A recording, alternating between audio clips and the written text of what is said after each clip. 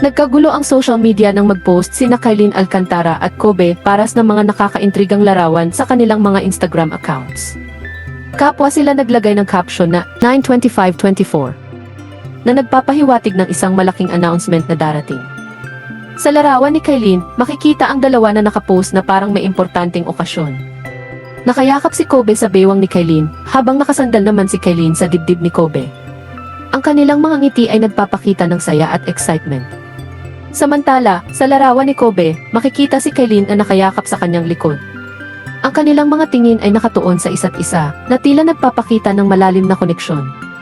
Hindi nagtagal, nag-viral ang mga post nila at nagdulot ng iba't ibang reaksyon sa kanilang mga tagahanga. Maraming nag-iisip na ito ay tungkol sa isang proyekto na ginawa nilang magkasama sa ibang bansa, na may kinalaman sa kanilang paglalakbay sa China noong nakaraang taon. Ang iba naman ay nag-iisip na ito ay tungkol sa kanilang relasyon na patuloy na pinag-uusapan sa social media. Ang pamilya ni Kobe ay tila na-excite rin sa announcement.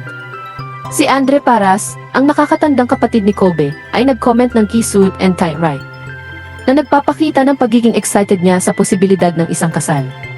Si Jackie Forster, ang ina ni Kobe, ay nagkomento ng "What's the meaning of this?" na nagpapakita ng kanyang pagiging curious.